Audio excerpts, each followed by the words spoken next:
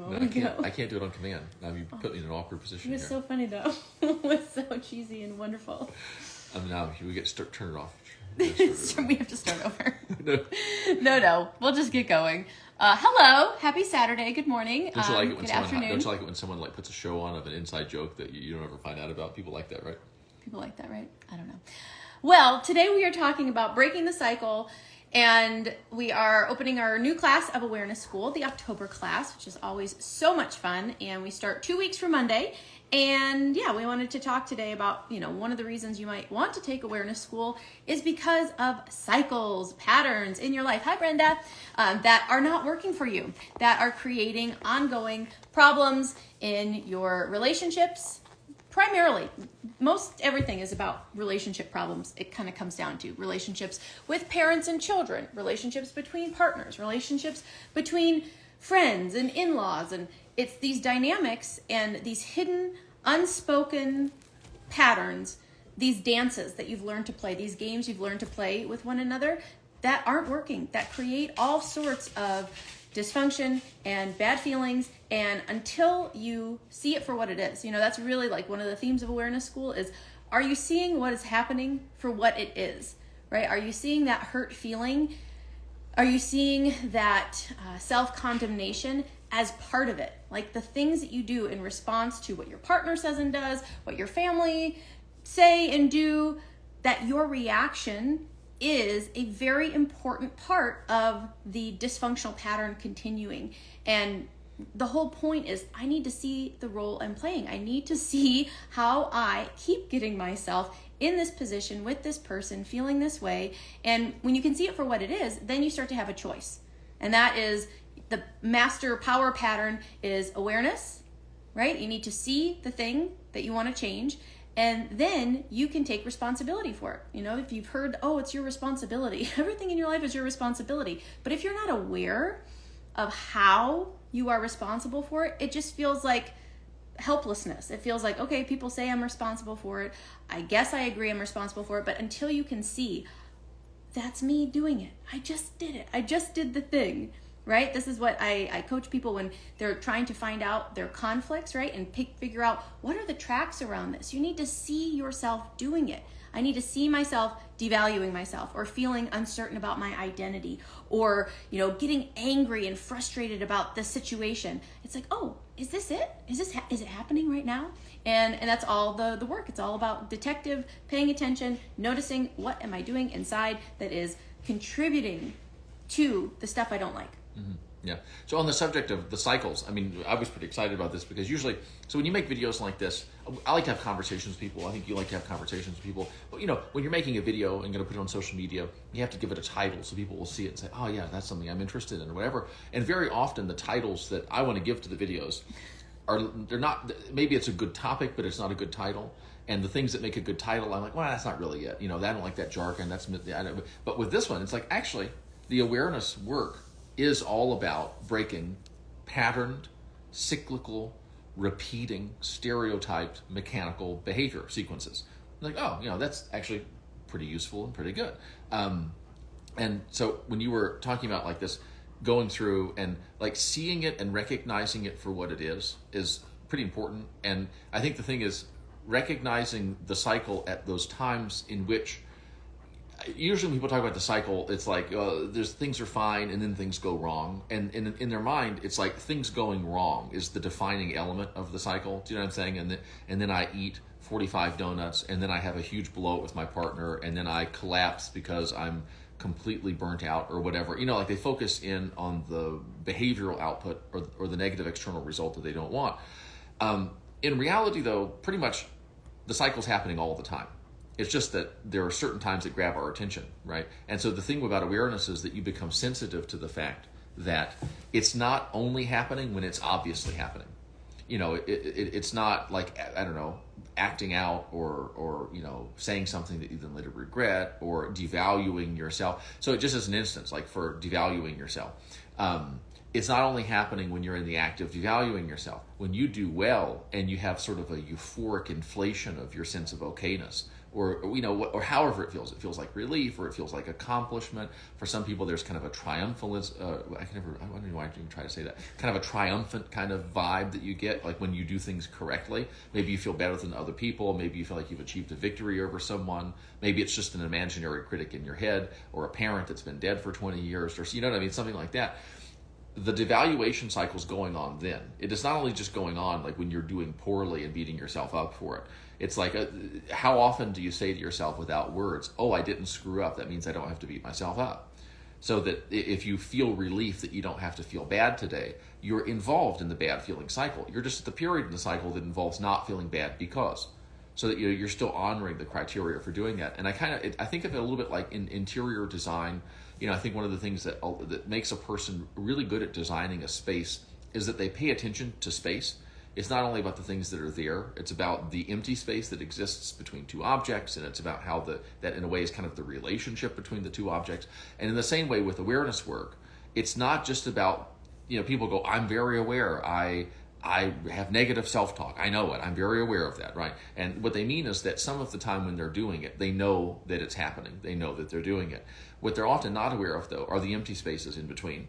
They're not aware of like how many times when I'm talking to somebody, like on a one-on-one session, and they say something to me like, oh, and things are going great. I don't have to feel bad because, and then they list something that is a variable external circumstance that I know for sure at some point is going to be other than it is currently in their life, which means that they're going to, and so they reveal their reasoning. They share their criteria for feeling bad, and they don't even realize that they're doing it. Getting to the point where you're aware enough to see what you're doing and recognize it for what it is, you'll be at various points in the cycle. And like you said, oh, am I doing that? Am I involved in this right now? And it'll be not just when you're having a raging fight with your partner, or when you're withdrawing, or whatever it is that you do. Everyone has these various things that they do. It doesn't work, right? When you're doing the thing that doesn't work, you'll notice it, but you'll also notice yourself in those states where you're not doing that thing, but where in some way or other you may be involved with or under the influence of unconscious assumptions that are essential in order for whatever that thing is to play out later in your life. So in order, if you have a tendency, let's say, to become overly involved in a relationship and to be absolutely just devastated when the relationship falls apart or doesn't work out or whatever, right? Maybe the relationship is working out, but the person's busy and you feel like that means that you're not valuable enough to command their attention, whatever. You'll see yourself in the act of creating the misery, but you'll also see yourself in states of euphoria or in states of good feeling. You'll see yourself in situations that apparently have nothing to do. You'll see yourself talking to your girlfriends about this great new person that you've met and how excited you are. And something inside you'll go, oh, wait a minute. Am I right now involved in something that is connected to creating the undesirable experiences and results that I'm, trying to figure out how to not create anymore? It's a little bit, I guess, kind of like, a roller coaster. You're not going down on the roller coaster. We have a dog here that's vying for attention. Could you just back it up just a little bit? We're doing something. We reflect on the fact, like, the dog doesn't know we're talking to you. The dog sees us, Pearl. She sees us, and she just thinks we're just sitting here. And she says, "Why don't you? Can you see that ear? It's just an ear there, right?" Throw this tennis ball for me. Listen, you're making me. I'm going to start sweating if you don't back up a little bit. I feel like you're hovering over me. Please go. It's so relentless. Please go. I can't do it right now. We're outside of here. Thank I love you. you very much. We'll see you. We'll see you later. Yeah, thank. God, it's like laser beams on me. Like I'm feeling hot right now. Anyway, if you're on a roller coaster, you're not going down most of the time. There are periods of time where it's relatively flat, or there are periods where you're kind of going up or whatever. If you really want to understand the roller coaster, it's not just understanding the descent. Oh no, here I am. I'm experiencing anxiety again. It's understanding all of the things that you do internally in order to get to the point where you can then have that tremendous drop. And so that's pretty much what Awareness School is about. I mean, we do a lot of really good things, but really it's developing your ability to recognize your internal processes. So if those internal processes aren't serving you, this is a cycle. See, we have the cycle called, oh, she'll be good. We'll just do the video. We'll leave her out. And then now we're in the point where we realize we've made a mistake. She's about to find do something else too. bad. You get to a point where you just, what is it? You're just sensible to things. Like think of a reference point you have in your life where when something goes wrong or is amiss, you know exactly what it is. And you know exactly what needs to be done. And you know exactly how to do it. Have you ever had that? like if you've ever had like an old computer or a TV, or like maybe you've got a vehicle that runs really well, but it's got quirks or something like that, and you just got to get out and jostle this in just the right way, and everything will be fine. Your life and your mind and your experience becomes that way with awareness. It's not that things don't ever go wrong. It's that when you notice something going wrong, you go, oh, I know what's happening here. I've got a good idea about what's happening here. I've got a good idea about what needs to be done. And I've got a good idea about how to go about doing that thing so that I'm able to kind of make that correction. Instead of life being something unpleasant that happens to you, it's something that you're doing. Some of the doing is conscious. Some of the doing is unconscious. That's fine. When the doing that's unconscious is producing results that you don't want, you go, oh, I know what we need to do. Pull off to the side of the road for a minute, adjust this, adjust that, see if things improve. Yeah, it was really cool. We had, because often couples will take awareness school at the same time, when they're dealing with life stuff and they're like, we need to get on the same page. And it's amazing what happens when, a person figures out their own stuff and then sees, oh, I have been inflicting this on my partner, my lack of understanding of myself, my lack of understanding these patterns. And so it really was never a relationship problem. I thought it was about the relationship. I thought it was about us, but it was about me and stuff I didn't know about myself, stuff I couldn't see about myself. And all of that, was kind of going on in the background, and then something would bubble up. But that when I can see, oh, I know why this bubbled up today at this time, and I see how I'm inflicting this on you without being aware that it's because of my relationship to time, or my relationship to money, or my relationship to anything that I'm doing. Mm-hmm. And until the person can see that, and it's such a gift. It's such a gift to like your family. It's such a gift to your partner, but mostly it's a gift to yourself to be able to be in a state where you're like, hey, my life makes sense. And I understand why I do the things I do. And that doesn't mean that it all necessarily changes overnight. Because these patterns are very deeply ingrained. I mean, this is the stuff that, no one in your family history has ever gone this deep and looked at, why do we treat each other this way? Why do we end up, having big blow-ups, or why do we end up not talking to each other and giving each other, why is it like that? Well, because no one has ever looked at what was going on within them with sufficient clarity and detail to be like, oh, it is because of these unconscious, and it's all about bringing the things that are in the dark into the light. What am I believing? What am I thinking? What am I assuming? What meanings am I assigning to what's happening in my world? And when you take a systematic approach, and that's, the point of doing awareness school is we've laid out this systematic approach, and Steve's really good at helping people to understand it. I mean, I learned this from the way that his mind works and the way that he teaches it, because it's so helpful and clear. This is what I'm doing. This is where it's coming from. And when you can be more of a technician about this, because a lot of emotional work, spiritual work, can be kind of, sticky or heavy, or, but when this work, it's like plumbing. It's like electrician work. It's get it out in front of you, see where it's not working and fix it, right? Do something that is going to allow things to flow more smoothly, make the connections where the connections need to be made. And so it just takes this light and easy and fixable, right? If you've ever felt like I'm unfixable, I am broken, there's something wrong with me, and I have felt that way so many times. There's nothing.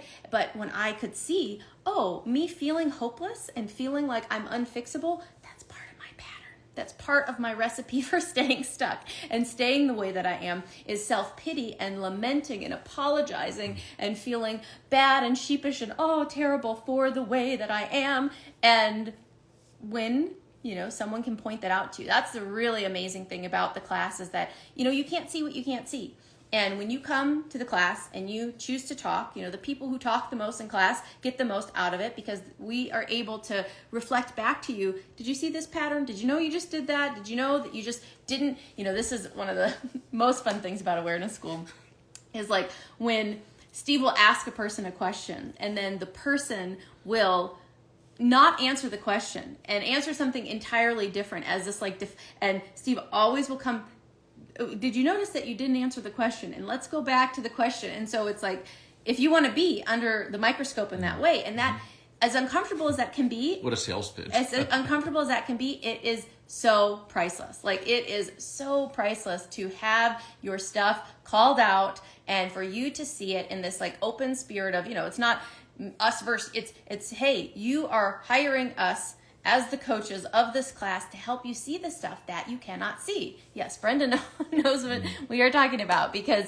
and that's where the value is. The value is in you applying the tools, you coming in the class, going through the lessons, attempting to apply it to your life, coming, to the live group meetings, talking about your experience with it, your successes, your failures, and then, as you're speaking, the language that you use, your tone, your body language will reveal things that are so second nature to you. They're first nature. There's just the way that things have always been that you can't see. You can't see what a problem it is. You can't see how it is.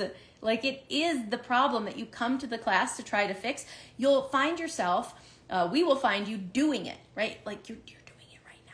Like, and if you've never had someone be like, hey, you're doing it right now in a spirit of love and a spirit of, hey, like, you came here to help fix this thing. Can you see yourself doing it? And then often people will be like, go back and watch the replay at our, 1 hour and 43 minutes. And I want you to watch how you say it. I want you to see your tone and your facial expressions. I want you to watch yourself violate the principle that you said that you understood, 3 minutes before that. Well, look and see if you see what I see. That's the thing. Here's where I know you did it. It's like, go back and review it and see what you see when you review it. That's the idea. The idea, I think, is that we observe you and we share insights with you, or things that we see, and then you take those things into the field of your own self-observation, and then you see what you see when you look with what we said that we saw in mind, if that kind of makes sense. You said some things that were very interesting. And one, like the question thing, and this isn't, sometimes you'll ask a question and a person will respond to it in a way that suggests they haven't quite understood what the question is. And usually you can kind of tell when that's what's happening. Usually it's smart people in the class, so that doesn't happen very often. But then other times, you'll ask a person a question and they'll respond to it in a way that suggests they know exactly what you ask and they don't want to answer it. They want to maybe answer something slightly different than that, or like let me answer a question that will allow me to give a response to you I'm comfortable with. And that to me is an instance of what you might call insight evasion.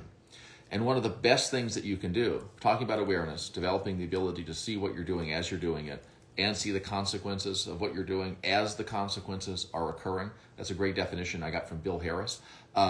It's see what you're doing and recognize it for what it is. See what's happening and recognize what's happening for what it is, right? And it's that recognize it for what it is that's so powerful. And a specific example of that is recognizing your mind's strategy for what we call insight evasion. I could get this, I could recognize this, but I could also not. Because there is this, I don't know if you know, there's this twilight zone. It's kind of like deep alpha brainwave state, like when you're kind of like reading and you're deeply absorbed or you're on the edge of falling asleep, but you're also kind of awake. There's something like that exists when it comes to these insights. And people will often be in this place where they don't understand exactly what I'm saying. And they could go in the direction of understanding it, or they could go in the direction of not getting it. And observing a person's behavior when they're in the place where understanding is optional. And it's optional in both senses of the word. They can move towards it and get it, or they can kind of move away from it. Watch how the mind spontaneously responds in that circumstance. It's very interesting too, because we're in a Zoom meeting. There's other people who are watching this conversation. So people often, you're a little nervous if you're sharing, especially speaking in front of other people, but especially if it's personal stuff.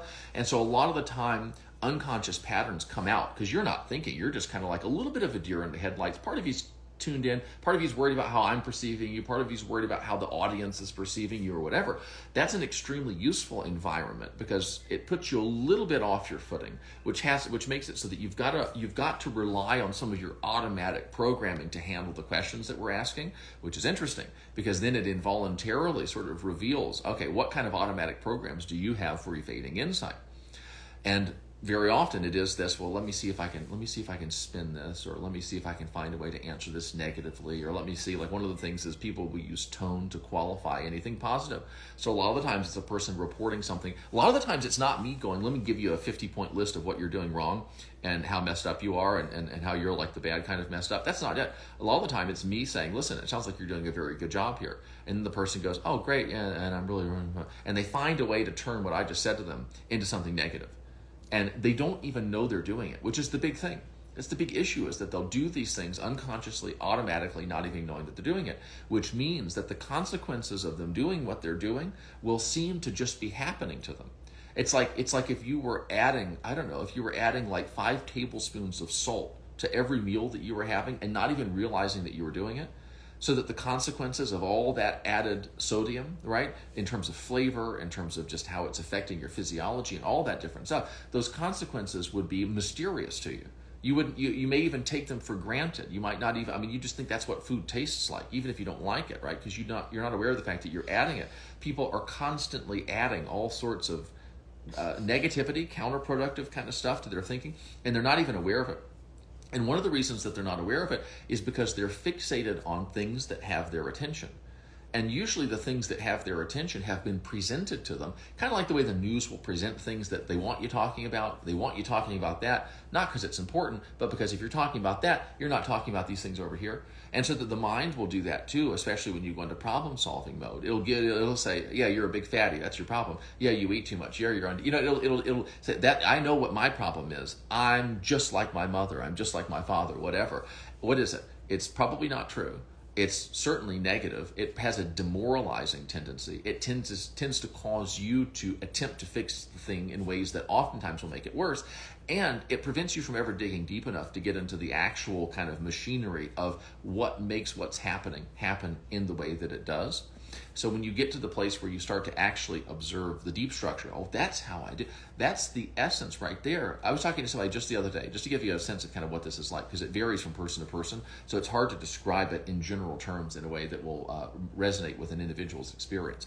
I was talking with a woman, and she said to me 2 times, right? She said a very important phrase, which was, I don't want to feel that way. She was describing to me what she said to herself in those moments where she started to have an insight. Oh, I'm doing this, it's not serving me. And then she goes, I don't want to feel that way. And something about it, she said it twice. And I was like, okay, 1, what you're doing is not working, because if it were working, we probably wouldn't be talking. But 2, like that's how you respond. When you're feeling bad, you go, I don't want to feel that way. And she had kind of a whiny, like that expression had kind of a child, a protesting child. I don't want to do that. I don't want to take the trash out, kind of thing. And I know exactly kind of what her mind says to her in response, which is, well, tough shit. You're going to feel guilty. You were doing what you shouldn't do. You were gossiping about those people. You were being critical. You were being judgmental. You're going to feel guilty. And I said, okay, saying I don't want to feel that way to yourself in those moments isn't working. What if you said something like, what would happen if I didn't feel this way? What would my life be like if I didn't create this feeling? Right? I wonder what would happen if I skipped feeling this way this time. Asking those questions. So she was making kind of whiny statements in a situation where she needed to be asking genuinely curious questions. That changes, and it's not that leads to an insight that makes her life better. That changes the experiential trajectory of her life right then, because her experience is not coming from insights that she has or doesn't have. Her experience is coming from what she's doing internally. And if what she's doing is kind of impotent, whiny protestations about her unpleasant emotional fate, I don't want to feel this, that's making a negative experience. If she, though, were to begin to go, I wonder what it would be like if I didn't feel this way. I wonder if I could have this event called, I noticed myself being critical. And I wonder if I could have that event go to a recognition that goes, being that critical might not be necessary, might not be useful, might not be helping me at all, might be actually causing me to feel bad. If she could have the event and that recognition without then going, I don't want to, if she could then go to, interesting, I wonder what my life would be like if this wasn't the way this sequence played out. There, that's the essence for her. So I said, for the next couple of weeks, just focus on that thing. Don't think about anything else. That's all you need to pay attention to. So figuring out exactly how you do it. And a lot of the times the way you do it is you use a negative tone at the exact wrong moment. Or you find a way to systematically end your sentences on a negative note. That's one of those things, is that people pay attention to this when you're talking to yourself or when you're talking to other people. Do you keep talking until you land on something that's optimistic or that's hopeful or that has a kind of concrete positive intention, or so here's what we're going to do about that? Or do you keep talking until you get to a place of like, I know people that will continue the conversation until they get to that just kind of sinking bog of ambiguous despair. And something about arriving at that place lets them know it's time to conclude the conversation. That's like, for me, the worst time to conclude the conversation. That's like to keep moving. With that, if you're going through hell, keep going. Yeah. You know, that notion that basically if you're going through a hard time, be sure you keep going so that you can arrive somewhere pleasant to rest. A lot of the time, people experientially will entertain a topic until they fill themselves with a negative state. And once they filled themselves with that negative state, that tells them, unconsciously, it's their unconscious criteria, time to stop thinking about that. You've cooked up this really noxious, despair-ridden powerlessness. Now stop thinking about it. You know, it's like, well, that's like filling the garage with carbon monoxide and then turning the car off. It's like, no, you know, you need to open the door and do different things. And so getting to the point where you recognize those little internal processes, you don't just give out, you don't just give up, you don't just, well, I think I just was having an off day. It's like people, when they're saying that, they're describing what it's like to be on the receiving end of the consequences of unconscious internal processes. I guess I just didn't know. You know, it's like, well, you're describing your experience, but you're not describing reality. Like, you're describing the experience of a person who is as yet unaware of some really important internal things that they're doing, unconsciously and automatically. Happens without you having to make it happen, happens without you realizing it happens, right? Unconscious, automatic. I said it in the wrong order. You get the idea. They're just, and so that's the thing too. When you're describing how you feel, when you're describing what your life is like, are you aware of the fact that you're describing the experience of being a person who is as aware as you are, but not more, and also not less, right? You're not describing reality as it has to be, right? You're describing what it's like to be you seems to be like as a result of being as aware of your internal processes as you are, and no more than that. You're describing it as a result of the internal processes being a certain quality and no better, right? They are as useful as they are, but no more useful. And as you start to become more aware, what it's like to be you is like at any given moment in time starts to make a lot more sense. And that in and of itself feels a hell of a lot better than being miserable without being sure why, or being miserable and knowing why, but being wrong about the thing that you know is the reason for your misery. Once you start to become aware of why you're feeling the way that you're feeling, and you're correct about the nature of that. So, yeah, this is happening, I don't like that, but I'm also really processing my not liking of that thing in a way that's adding extra suffering and setting me up really to engage with that part of my life in a way that's going to cause it to create or generate even more of the things I don't want. That's what's happening now. No big deal. I know where my opportunities for improvement are. I don't have to freak out. I don't have to emotionally resist it. I don't have to suffer over it. I'll just notice opportunities to start making it better. Already we have a better quality of life. Absolutely. Can bursts of anger be healthy if the couple is mature and forgiving? Well, I don't know if I would ever consider it healthy. I mean, there are healthy ways to respond to bursts of anger. But bursts of anger, what is that indicating? That is indicating that a person has exceeded their emotional threshold for what they can handle, or they stepped on a track related to an anger conflict. And so, I wouldn't consider that a healthy expression. It's an adaptation. I mean, it might make sense in a certain situation or circumstance, if they've gotten used to, my partner only responds to me if I get angry, so the whole idea, if that couple is mature and forgiving, we can be cool and respond resourcefully if somebody does get angry. But I wouldn't say that the burst of anger itself is like a healthy response necessarily. I'm trying to figure out what's going to happen. So if we say something other than yes, it is healthy, what does that mean? If does it mean does it mean it's unhealthy? And if it's unhealthy, what does that mean you're supposed to feel about it, or how you're supposed to think about it? You know what I mean? I would who is being affected by these bursts of anger, right? The person who's bursting the anger and the person who's on the receiving end, right? Maybe there are children present. I don't know exactly the context. I would say who's involved. And how are the people who are involved perceiving and experiencing the situation, right? So, that's where I would go to find the first potential, this is something that's definitely like change-worthy, super important. Beyond that, to be honest with you, it's more about how it's working for me, how it's impacting the quality of my life. If I have a burst of frustration, which is not something that never happens, I mean, especially if I'm working with something mechanical or there's something that's not working the way I think it should be working, it's not unusual for me to burst, just shout or swear or something like that. You know what I mean? Could I evolve beyond doing that? Yeah, I probably could. To be honest with you, it's not that huge of a deal. It's not a problem. It doesn't affect me negatively. It doesn't affect you negatively. I mean, sometimes but it's not a huge issue. And one of the things I do is I make a point of not becoming like a personal growth Puritan. sometimes I'm going to say bad words. It's just the way that it is, right? If it is a burst of anger that's happening between like you and your partner, right? One, I again need to know what it is, and I need to know what the person's doing before the burst of anger comes out, what it's about, how the person to whom the anger is expressed responds. There are a lot of situations where the anger makes sense, but it's not optimal, right? There are a lot of situations in which the anger is not a purely individual thing, but it's an interpersonal thing. I've noticed this. In fact, in this relationship or in the past, I've noticed that my becoming angry functioned as a kind of criteria for you to start taking me seriously.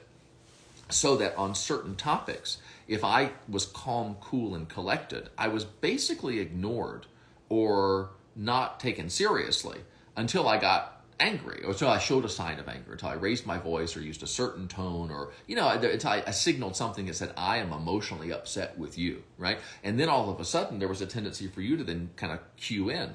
Now, for a long time, I was unconsciously led into using expressions of anger to get your attention. And it took me a while to realize, and what was really interesting was, by the time I became angry, you were so upset that I was angry that your whole objective was basically like managing the situation. Like, not to keep me from tearing the house apart, but basically to take us from in a fight to reconciled everything's okay. And there was absolutely zero meaningful transfer of information after that point because we were in crisis management mode. There was zero understanding that was really exchanged. And if there was, it was forgotten quickly. Because if you're in that kind of heightened state of like, things aren't okay, you're upset, I'm upset, we've got to, oh my gosh, are we going to break up? Is everything going to be all right? Are we going to be estranged? Are we going to be friends this evening? What's going to go on? When you're in that emotionally upset zone, your like thinking part is not really very strongly activated. And even if it is activated, the part that like stores the insights as long-term memories that affect your behavior in the future, very often that part's not really there. So it has the effect of we fought for no reason. We fought to get zero insight, or we fought to get an insight that we then forgot to do anything with because we were so upset and then relieved to be out of upset that it was just an emotional kind of whitewash situation. So is it healthy? Is it unhealthy? Versus is it necessary? Is it effective? Is it optimal? Right? It's not something that you need to be ashamed of. It's not something that you need to feel guilty about. Because those are not effective strategies for dealing with it, no matter how big of a problem it may be. Ideally, the person who is bursting in anger, right, would be more aware of the process by which they create that anger and make sense out of expressing it, so that if they're doing things to create the anger that they don't need to be doing, or if they're expressing it in a way that is not consistent with their objectives, they won't have to do it anymore. In a relationship, I think it would be really great if you stop inviting me to get angry at you, and if I get good at recognizing invitations and declining those things. Both of those at the same time can be very useful. So it's, for me, less a matter of, because sometimes people will do this thing where they're like, oh, it's healthy to argue. And people hear that and they go, it's healthy to argue, let's not do anything about it. It's like, well, it might be healthy in the sense that it's normal. It might be healthy in the sense that sometimes good things come out of it. It might be healthy in the sense that, like, you don't deserve to have the cops called on you because it's happening. And it might also be avoidable. Like, there are a lot of inconveniences. There are a lot of inefficiencies. There are a lot of unpleasantries in life that one could argue, oh, that's healthy, that's normal, that's within acceptable means, that I'd be happy to do without if I could. And I think one of the things is prioritize being real. Like, if your attempt to be better or to perform better or to feel better, if it's characterized by fakery of any kind, which means I'm going to build a part of me that'll pretend to not be angry. It's like, that's not going to work. Actually spend time, and this is one of the things we do in Awareness School, spend time with the part of you that actually gets angry, because that's the part that's in control when you're angry. Spend time with the part of you that convinces you that it's time to get angry, that you're allowed to get angry now, that means that you should get angry now, or that you have to get angry now. That's one of those big things too. The problem isn't necessarily that people get angry. It's that if certain things happen, the rules in their head say, now you have to get angry.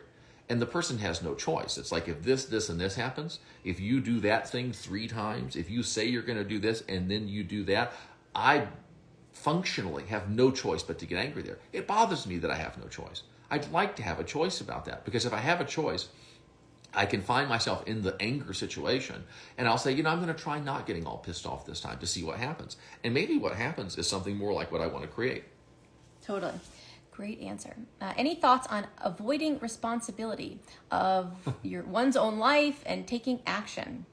It's a great policy. Keep it up. Do it. Yeah. I mean, there could be many reasons for this, and that's where digging in and figuring out, because most people are afraid of the bad feelings they think they're going to have, or like how difficult it is to take action or to take responsibility. So they build it up in their mind, they get really afraid of it, and then they're like, I can't do that. Versus how good it actually feels to take action. And that's actually, there's a whole module in Awareness School where we talk about behavior, what you do and what you don't do and how you go about doing and not doing those things. And that person who is avoiding taking action, if they just saw at this like big picture level, their relationship to taking action, their relationship to behavior, their relationship to the things in their life that they don't like, they would become so empowered. Because right now, this strategy, this avoidance strategy is they think it's keeping them safe. They think that, there's a comfort, there's a safety in it. But when they can see with just a few little tweaks and how they think about taking action, and they think about the last time they took action and did something or took responsibility or whatever that looks like in their life, and they saw how good it feels and how fun it is and how taking action really is so much of the stuff of life, right? Is like doing things and calling it taking responsibility is probably a problem for that person, right? Is like, I'm avoiding responsibility. I don't like responsibility. I don't want to, do adulting, and there could be maturity issues involved. We could have a maturity freeze where, you still have the mind, the psyche, the emotional maturity of an 8-year-old. And so you have a difficulty handling it. But when you can recognize it with awareness and give yourself tools and really help yourself to have this new relationship to the stuff that you do so that it becomes fun. It becomes a game where life doesn't feel like this humongous, adult burden that I'm just like, please God, please, I would do anything to avoid that. It's all in the presentation. It's all in the default way that this person is, thinking about their life. And if they just change a couple of things, it could be so much fun, and they could find themselves taking more action in less time than ever before and loving their life. And that's where, again, they need the mirror, they need the awareness to see what they're doing and how they're engaging in life. That's one of those questions. I don't know if this is true, but sometimes these questions are like, I have a feeling this pertains to someone else. Yeah. It's like I'm like 90% sure this pertains to somebody else. It could be. You're pretty far along the way if you're asking that question about yourself. I would say, like, if you're the one that's doing it, I'd say that your prognosis is pretty good. The first principle is that if it's happening, it makes sense that it's happening. At some level, it makes sense that it's happening, and that doesn't mean that it is the only thing that can happen. It doesn't mean that nothing else can happen. It doesn't mean that it's like acceptable that it continue happening indefinitely. It just means that if I look at a person's behavior and I see something that seems to not make sense, usually it seems to not make sense because I'm evaluating it in terms of criteria that are other than those which are going into creating the behavior. I don't see everything that the person's doing inside their head. The person probably doesn't see everything that they're doing inside their head to generate that behavior, right? And so here's a few things that a person who is displaying a pattern of behavior. What? It's about myself. Oh, well, good for you. No, I'm impressed already. Okay, so let me. This is great because you can then maybe confirm some of these intuitions or whatever. If you're not taking responsibility for your life, you probably don't have a clear idea of exactly what taking responsibility for your life looks like. And the ambiguous idea is probably largely characterized by intimidating or unpleasant or negative possibilities. Do you know what I mean? So there's this idea that goes, I don't even know specifically, like at the moment to moment level, I don't know what it even looks like. And when I think about it in the abstract, it's abstract, so it seems big, it's unclear, probably sort of scary, probably thinking about things that could go wrong, also probably immediately filled with bad feelings associated with shame or guilt for having not done it already. So we have this weird combination of things where there's not like small, clearly defined bite-sized chunks for me to work with. So then I go up to the big picture idea. There's nothing for me to go after because it's a big picture idea, and it's also possibly intimidating, and it's also totally viewed in terms of a whole bunch of things that I feel I should be doing and am probably somewhat guilty or ashamed or what is it, like undermined my self-confidence because I'm not doing that stuff. So every time I think about it, I end up feeling the bad feelings that come along with what I just described. So I'm incentivized to not think about it. And so I go and don't think about it for a while. And then a parent or a sibling or some life circumstance or a spouse or something comes along and reminds me of that situation. I go, oh yeah, you're right. And I think, was there anything I could do now? No. And I go up to the big picture and it's like, well, it's scary and it's undefined. And I also feel it's just a reminder that it's time for me to feel bad. So for a lot of people, it's like when they think about responsibility, they think about a big list of things that they ought to feel bad about not doing, or a big list of things that they have to feel bad about doing that aren't useful or whatever. A lot of the times there are wrong ideas about what taking responsibility is going to consist of, and probably wrong ideas about how bad doing those things has to, how many bad feelings have to kind of come along with that. It's not something that, and in general, and I did kind of allude to this, that if I don't take action on something I commit to, the resistance grows exponentially, weeks and months can go by. Okay. Oh, I don't take action on something I commit to, the resistance grows exponentially in weeks. Okay, so the not taking action isn't just happening. Like not taking action requires a lot of action taking. It requires a lot of internal action taking. I think about it in terms of what I don't want. I think about it in terms of, I don't know. So when you commit to something, commitment creates pressure. In my experience, a person can kind of like experience that pressure as coming from different directions. Sometimes pressure comes from the back and pushes you forward. Sometimes, it comes from the bottom and pushes you up. Those are usually good pressures. Sometimes, though, for certain people, commitment puts a person into a deficit frame of mind. It's like when you purchase something with a credit card, it's like now I'm in the hole. And so then the pressure is coming from the future pushing back, or the pressure is coming from the top pushing down. That feels bad. So the person doesn't want to engage with it. Oftentimes when they think about engaging with it, they think, well, I'm not going to do enough for it to matter. Or they say, well, if I do it and I make a mistake, these bad things are going to happen. So there's all sorts of small things. In the moment a partner appears in my life, it's like I step out of it and I'm inspired to be and do better.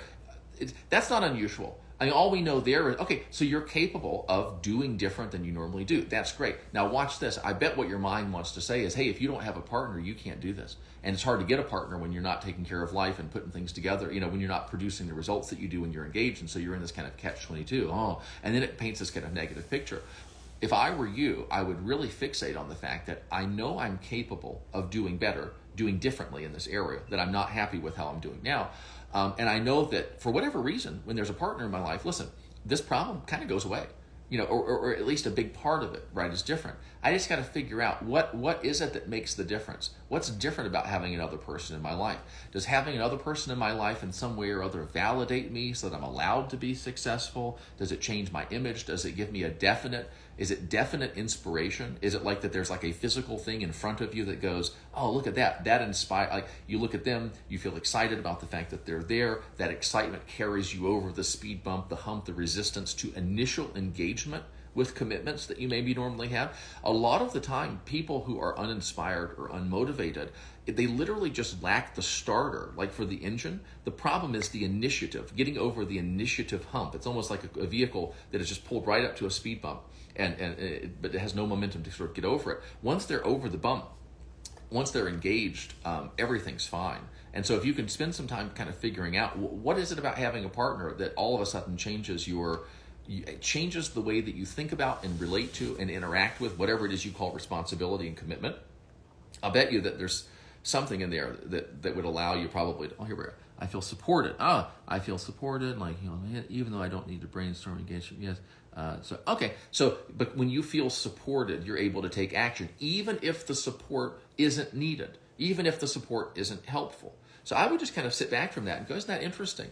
The presence of, like, something about what support symbolizes, or it gives you, is this a permission issue? Do you not have permission to be successful all by yourself? Are you afraid that if you're successful all by yourself, or is some part of you saying that if you're successful all by yourself, that means that you won't need a man and so that you won't get one? Or is there something weird going on like that? Is it an order thing? Like maybe, I don't know, sometimes people just have these early life experiences and things weren't going well.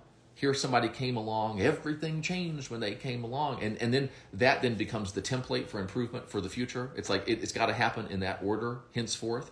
Things can't get better, and then he comes along, and then things get better. So there's all sorts of different things that might be really important. I think the thing is, though, for you, just kind of zoom back from a little bit and say, I need support that I don't need in order to feel inspired to take actions, right? Observe it, and as you go through the states, and observe exactly how you think when you start thinking about the prospect of taking action. And also, pay attention to how clearly you're defining your tasks. Like how specific is taking responsibility? Like, is taking responsibility, I'm going to go to the DMV today and file that form? Like, if you can take it down to the level of individual actions, it's oftentimes a lot harder to get yourself to procrastinate. Yeah, there also could be some constellation stuff at play, like G&M constellations with, there's the depressive side. If your right-sided conflict is more, is heavier, if that one is more emphasized, you become depressive, less action taking. Your action taker is just kind of turned off. You're more inward drawn. And then when you step on the track related to the left side of the brain, you become manic and active, and your energy is up, and you're like able to do things. And so something about being in a relationship, there could be tracks related to your levels of hormones. It's a complete body freeze. I almost immediately start using consumption to avoid, to forget about it. Okay, yeah, there's some complicated, I think, multiple tracks for you in this pattern.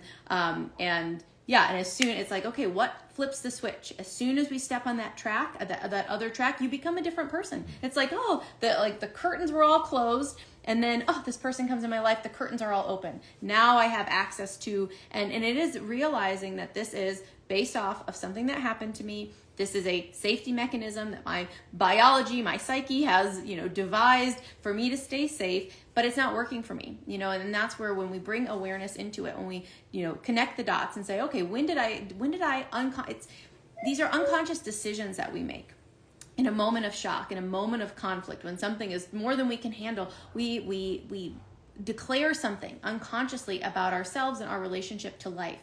And when you can see that declaration, when you can say, I have decided, there's a decision that was made unconsciously, and now moving forward, things have to be a certain way on the outside in order for me to feel okay. It's like, and unless they're arranged in just a certain way, I can't feel okay. I shut down, I go within, life can't, move smoothly. And it's seeing these things, understanding that they play, that they make sense. They made sense at one point, but it's like, hey, this doesn't have to make sense anymore. And as soon, conflicts are resolved when you realize life isn't the way it was before. I don't live where I lived before. I'm not living with my parents. I'm not in that situation. Life is totally different. And when I can recognize how different it is and how I am free, right? It's like you're just in bondage to these unconscious patterns and these unconscious ideas and these, conflicting events that your nervous system is just like, okay, we're always, until we get updated information, we're always going to react in this way. That's how biology functions. It's like, hey, we have to play it safe because it's all about survival. And because one thing happened at one point when you were a kid, we always have to do life in this way. And it's the conscious adult self that's making the connection that says, this is no longer relevant. This isn't even about me. I perceive that situation from the eyes of an 8-year-old, and now I'm 38, and so it's completely not relevant to my life when I can laugh about it. And that's the beautiful thing. When you can bring light to it and you can laugh about it, you can see that these things can all change. And it's really amazing what can happen when you bring that awareness and when you are no longer beholden to those ideas and those patterns. It's really cool. So there's so many opportunities for you to make shifts and tweaks without necessarily the external world needing to be different. I mean, in the biological programs and like in the G&M world, an external change is really helpful, right? Because as long as the outside world is just the way I want it, then I can stay off my tracks, and then I can, stay in harmony and not be, stay out of my conflict and my patterns. But sometimes life doesn't always go along. External world can't always be arranged just the way you want it to be. And so that's why it's helpful to have this kind of transmutation ability within myself to see, this is about me. This isn't about my external world. And it really is a diminished existence. Even if you get everything that you want, if you have a sort of unsavory need to get everything that you want in order to be able to do what you really are capable of becoming capable of doing, regardless of what's going on. It's not a desirable outcome anyway. So if and this is a thing that other people who don't have this issue or have a different issue, that you could apply it if you just kind of sub the words out a little bit. If taking responsibility for your life is too scary, don't do it. Don't do it. I mean, that's a way of talking about a series of very small actions. I would say, I'm not going to take responsibility for my life. I'm going to do my laundry today, though. I'm just going to take responsibility for my laundry.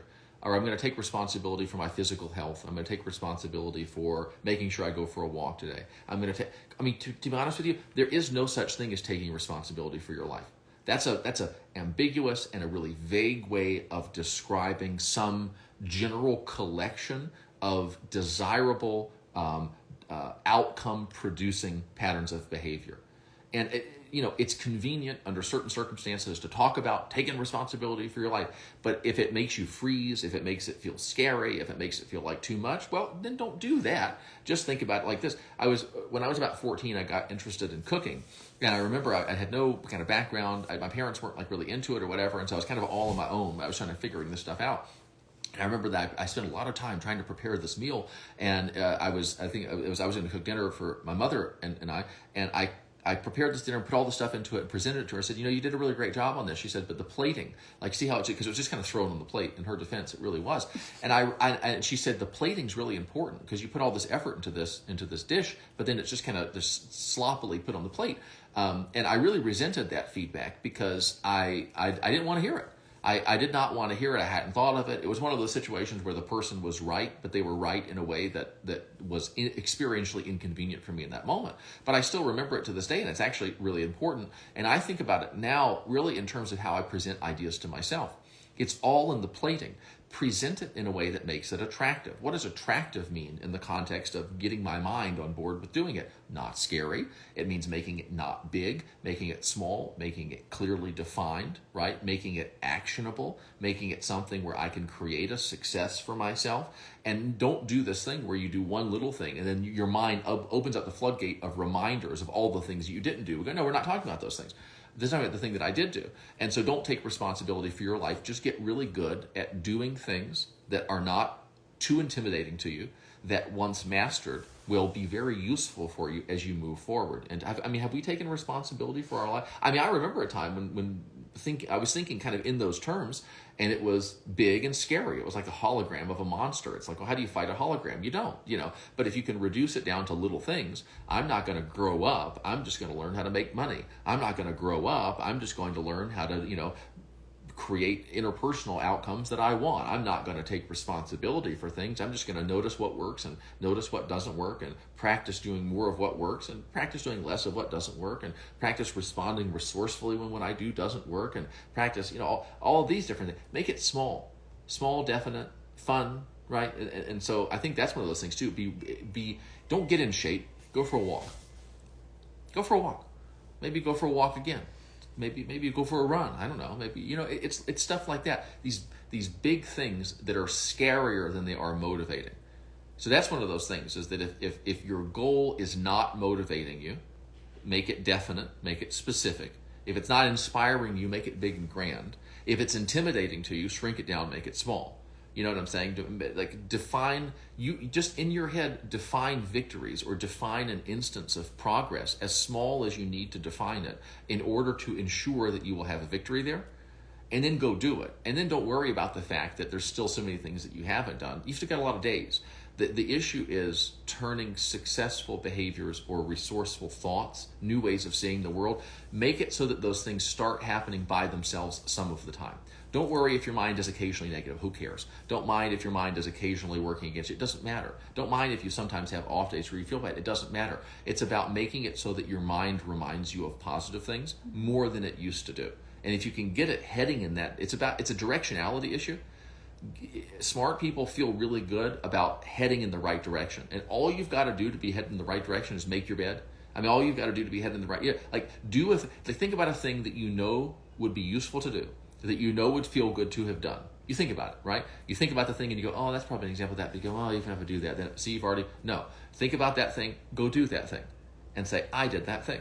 And let that be the end of it. Now, maybe you move on to another one, maybe you don't. But at the end of the day, you will have done something that feels good to have done that you very easily could have not done at all.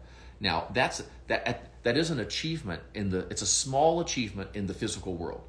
The room was messy, now the room is tidy. Maybe it's just the desk. The desk was messy, now the desk is tidy. It's a small achievement in the physical world, and it won't stay around forever. It'll get cluttered again very quickly, right? If you only think of it in terms of what it is in the physical world, you're not going to be inspired by it. But if you say to yourself, I didn't just clean my desk today, I thought about something that would feel good to have done, and I resisted the temptation to make an excuse to not do it.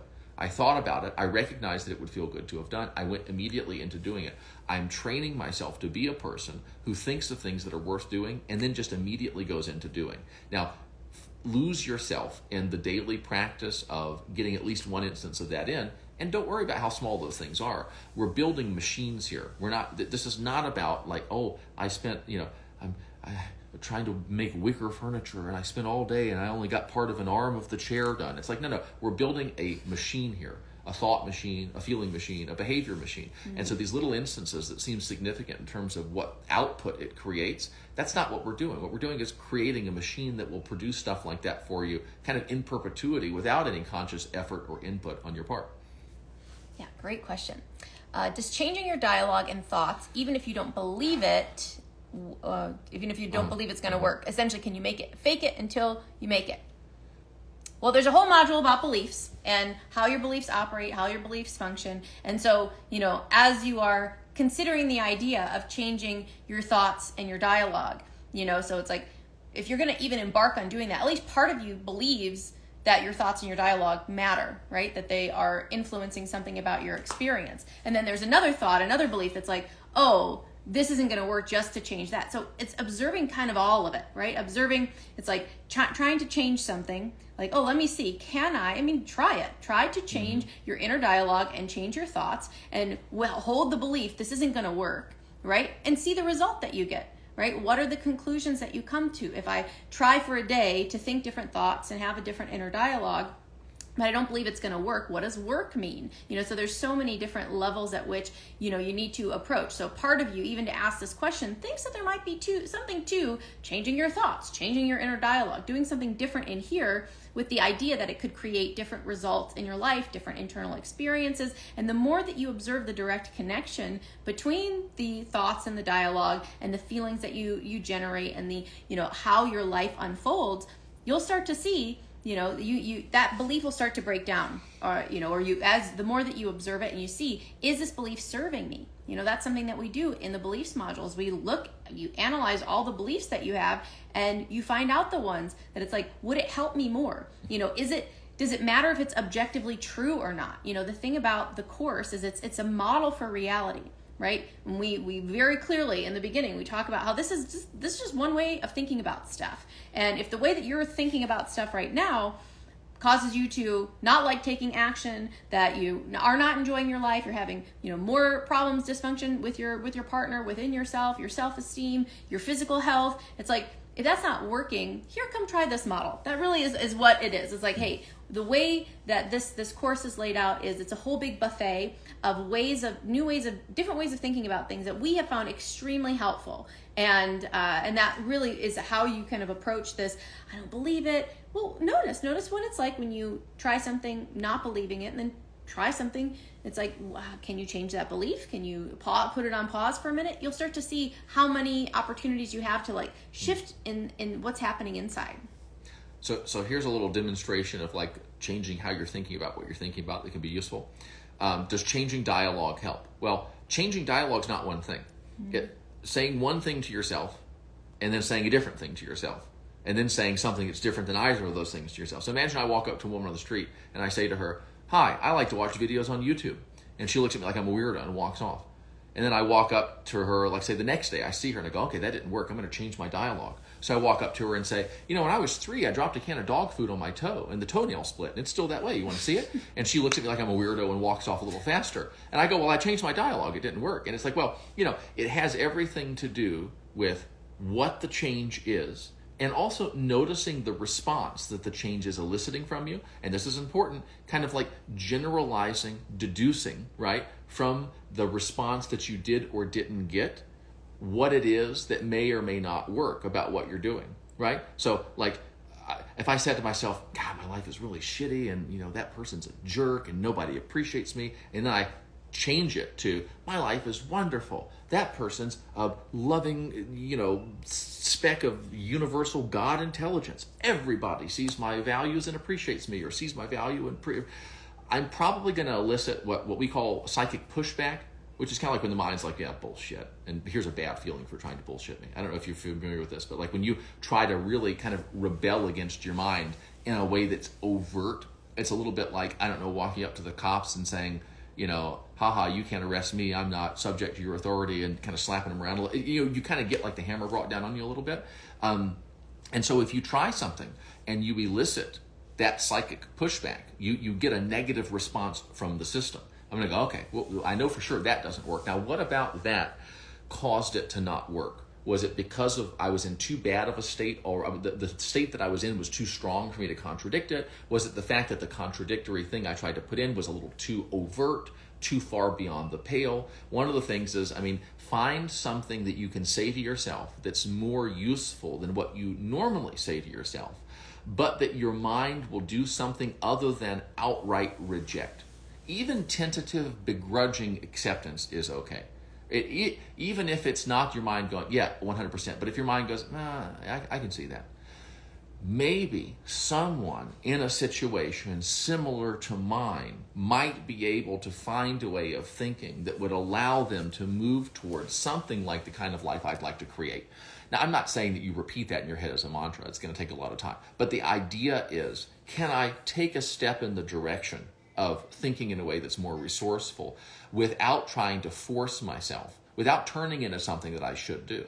And the nice thing too is pay attention to how the dialogue is affecting you. Pay attention to how the changes in the dialogue are affecting you. If it's making you angrier than you were before you started, or more depressed, or whatever the case is, I would suggest to you that change at this time with the version of you that's currently present isn't working. Now, that doesn't mean that there won't be some change that might work better. The thing for me is finding and it's kind of a little bit of self-respect that is built into this, which is that, I don't know if you've ever had this experience of someone who's interested in you, they approach you and start talking to you, and you give them negative feedback, like, you're just not into it. Maybe you tell them you're not into it, and they don't seem to care that you're giving them negative feedback. I don't know if you've ever, I have been on the receiving end of this from a girl in 4th grade. And I remember I started to feel so angry because I was like, you don't care that I'm not interested in you. And it very quickly got so that I was so mad at her. Because I was like, I'm not mad at you because you like me. I'm mad at you because I'm saying, listen, please, I'm not interested in this. Please go away. And you don't care at all, right? And that was so offensive to me. I would suggest to you that, like, your mind, those systems inside, when you try to say something different to make yourself feel better and it doesn't work and you just kind of keep forcing it, something inside you is pissed off. It's like, aren't you noticing that this isn't working? Why aren't you trying something different? No, not right now, not in that way, not on those terms. And so it absolutely is possible, but it's going to require doing what does work for you. And what does work for you may change according to how much experience you have, how skillful you are, how bad the state that you're in at a given moment in time is. That's why we really want to focus on building choice, so that you've got a lot of different options. When you're feeling really good, what's the best option for you? Probably it's going to be different than when you're feeling kind of your average, which is also probably going to be, I'm talking about in terms of the kind of personal growth interventions that you use, which will probably be different than what's best to do when you're really feeling super shitty. Like when you're really feeling like at your just shittiest and most negative and most just kind of, not having it, when you're most at home in misery, you might say, right? A lot of times the best thing to do is complete stand back, complete hands-off observation, and say, it really seems like this is just the way things are. I'm like, the thoughts that are naturally spewing out of my mind right now seem 100% true. It seems like being realistic. Questioning them at all, or especially trying to say anything more positive than those things, feels like complete bullshit to me. Makes me angry, makes me feel like I'm delusional, makes me feel like I'm, buying into some nonsense that doesn't make any sense. That's interesting. And just acknowledge that's how all of it seems to me right now. Now, when you say that really is what it seems like to me right now, you're not saying that it's not true, but you are implying the possibility that it's not true. I mean, if you start accurately describing what it seems like and what it feels like to you, that's a very powerful way of subtly undermining the very common and very powerful unconscious assumption that what it seems like to you and what is true are synonymous, when what it seems like to you is something very negative. Do you see what I'm saying? It really does seem like it doesn't matter what I do. Nothing ever works out for me. It really does seem that way right now. State it matter-of-factly. Don't state it in a positive way. Don't state it in a sad sack kind of misery way. State it in a way that goes, you know what? It really does. In this moment, I am 100% persuaded that my life just sucks and that it doesn't matter what I do and that there isn't any way to get out of it. That's really what seems to be true to me right now. Isn't that interesting? And just watch it and watch the experience. Be aware of what the experience is. Be aware of the fact that the experience is an experience, not necessarily reality, and just kind of let it play itself out. Awareness is acknowledgement. Awareness is, so to be aware that your experience is an experience is to acknowledge that your experience is different from reality. If it weren't, there wouldn't be separate words for it. You don't then have to force anything. And really stand back and really be very respectful. Again, think about how you would feel if a person who had expressed interest in you seemed in any way indifferent to whether or not you were interested in their advances. Think of how off-putting that would be to you. And really say, first and foremost, I want to respect my experience's right to be the way that it is in this moment for this moment. I want to be very clear about that. My experience has the right to be the way that it is. My thoughts have the right to be the way that they are, right? That's the starting point for negotiation, for maybe, making those thoughts something different. But we often will bring in this kind of belligerent, obstinate, totalitarian, micromanaging just part that elicits that basically it makes it so that misery and depression and leaning into the most unresourceful negative outlooks that we have constitutes a kind of act of freedom and rebellion against the personal growth finger wagger, and that's not a dynamic I want to set up. Like, I want to set up a dynamic that synonymizes what works with options, with fun, with improvement, with opportunities that you have to do something different if that's what you want to do. If you start infusing it with any kind of a religious flavor, and it doesn't have to be religious. It can just simply be, well, you really should be doing that because those people on the internet, they're doing that and you're not. And that's the reason you're on it. If you put that on it, you're not going to want it. If you make it taste, if the plating is bad, you're not going to want it.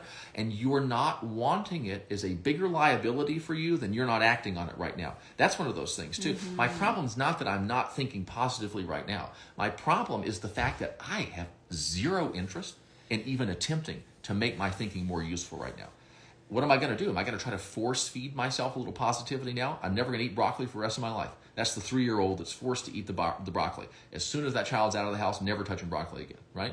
Versus, no, I don't want to force myself to do this now. I want to persuade myself to want to do this, to want to do this, so that when I'm not looking, my mind will be orienting in this direction. I want to associate these ideas with feeling better, with options.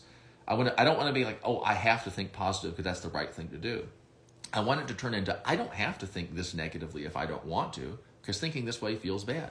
And having options and having choices feels good. So hopefully that's useful. That attitude, it's kind of an indirect answer to the question, but like shifting that attitude is everything. Shifting that attitude, shifting the energy that you bring to the project is everything, because it's the difference between going into a country and abusing everybody there so that they will always fight you no matter what, versus going into that country and saying, hi, what do you guys need? Oh, you want those things? Okay, cool. What's important to you? Oh, your religious practice? Okay, keep doing that. You're just going to pay taxes to me instead of somebody else. That's what Alexander the Great did, is my understanding. And the reason he was so successful as a conqueror was that he came into a region and he said, okay, what's really important to you guys? Doing like this. Okay, do you care if you pay taxes to me instead of to the guy that was here before? No. Okay, great, we're good. Stay like you are, let me know what you need, everything will just be fine. So that there was no active resistance from the areas that he was conquering. Do that with your mind. What's really important to you? What's negotiable for you? It's the same thing, like there's a book called Negotiation Genius. It's almost a very dry kind of academic book, but it's so smart because it talks about the zone of possible agreement. And it's like, I think about that stuff when I'm working with myself. What's super important to the aspect of myself I'm working with right now? What's not so important to it? What's super important to me? What's not so important to me? I want to change over time. Is it super important to me that I stop feeling this feeling right now? Not really. I bring that as an asset. We don't have to stop feeling depressed right now. We don't have to stop feeling anxious right now. We don't have to stop being negative right now. I just want to tell you, I'm talking to myself now. We don't have to stop thinking like this right now. We don't have to stop feeling this way right now. Right out of the gate, right? Having said that, I'm wondering if you would be willing to entertain the possibility of thinking and feeling differently in situations like this moving forward as an option. Could we install a new option so that we could pick between this and that? Completely different. Very kind of consent-oriented. That's kind of one of those buzzy buzzwords, but there is a there. It's a very kind of respectful.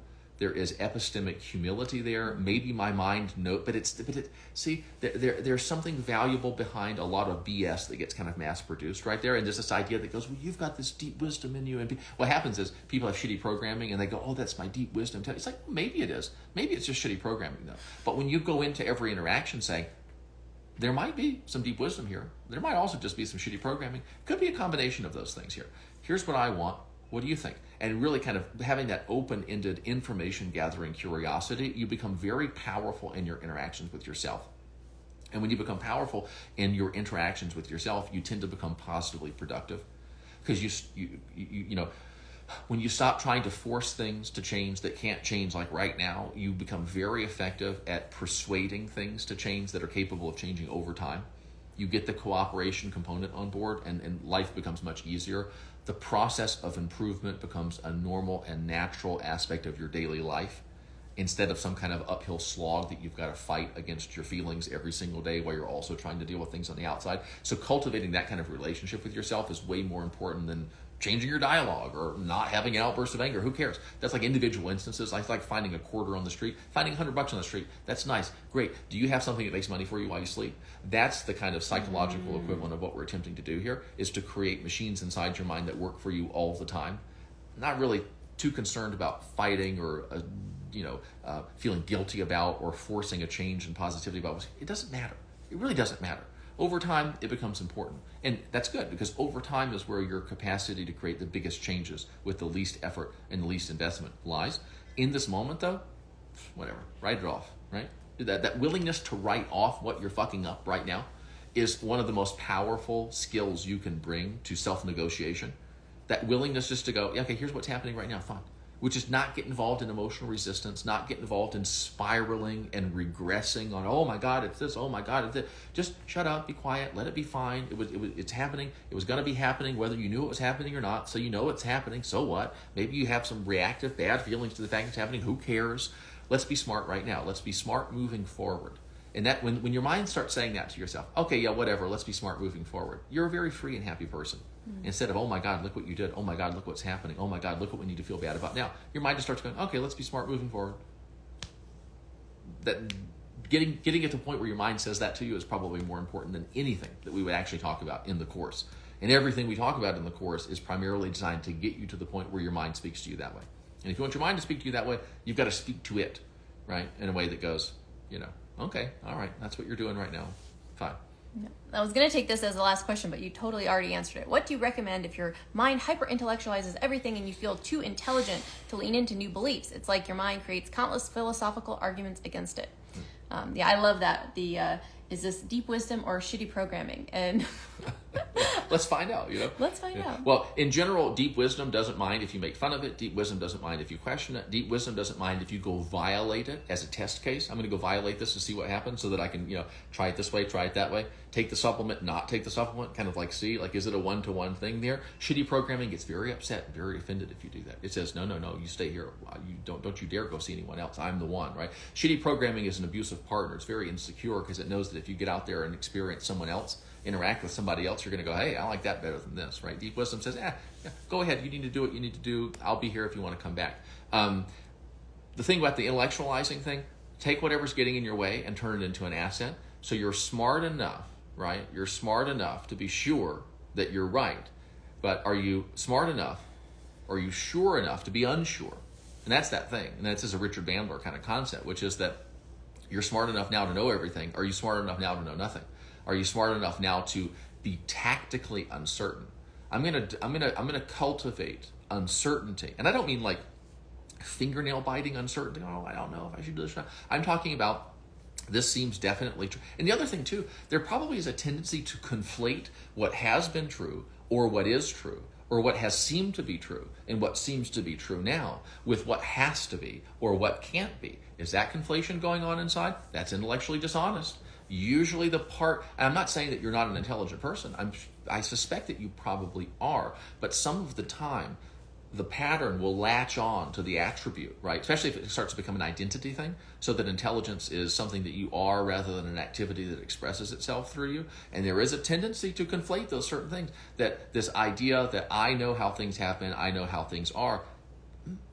A little bit of uncertainty there is probably useful, but a lot of uncertainty it will be useful when it comes to, and therefore I know everything about what must happen that's bad, everything about what can't happen that is desirable. I know what bad feelings are responsible for me to feel. I know what good feelings would be irresponsible for me to feel. I know what's not worth trying. No, you don't. No, you don't. I know what I can't accomplish. No, you don't. I know what things in life are not possible for me. You don't. No intelligent person thinks they know what's not possible for them, especially experientially. And so if that's going on, I would start to say, okay, my problem is that I am as smart as I am, but not smarter. And a lot of times this is really true, that if a person were a little bit dumber, they'd be happier. But that's kind of hard to get there. It's a lot easier just to get smarter. And so in order to deal with the liabilities associated with being as smart as you are, the only solution is to become smarter. Because there's a certain amount of intelligence that tends to stifle creativity. But if you push beyond that and turn the intelligence meter up, all of a sudden intelligence and creativity start working hand in hand. They become friends instead of kind of like adversarial forces within you. And so some of the time it's like I'm like, here, let me push a little bit in the direction of genius, and all of a sudden this intelligence will be an outlet for creativity, an asset to creativity, instead of kind of it's just kind of funny talking about intelligence. I can't use my words, but sort of a stifling or a stultifying effect on the creativity. Yes. What was the name of the negotiation book again? Someone asked? It's called Negotiation Genius. I just want to repeat the audiobook is very good. I just want to repeat it. It is very dense and academic. I like it because it's systematic, and a lot of personal growth books are kind of fluffy and all over the place. But it would be reasonable for someone to watch this video, hear a book reference, and listen and say, why on earth did that person reference this book? It's just one of those books it's so good that the goodness of it, one, applies to other areas of life, and you can just appreciate how systematic and thorough the thinkers are. If you like that book, you'll like Awareness School, by the way. Yes, and on that note, we will wrap up. We have a cow to go wrangle and Saturday things to do. So thank you for joining us. This was super fun. Awareness School starts 2 weeks from Monday. Live classes will be on Zoom, Mondays at 4 o'clock Pacific time. And it's so fun. It's like, if you've been thinking about it, now's a really wonderful time. The fall class is always, one of our most special classes that we enjoy doing. And so we'd love to see you there. It is early bird now through 1 week from Monday. And so get in on the early bird, and we're excited to welcome this next class in, and let us know if you have any questions. We'll see you again soon. Bye. Thanks for being here. See you.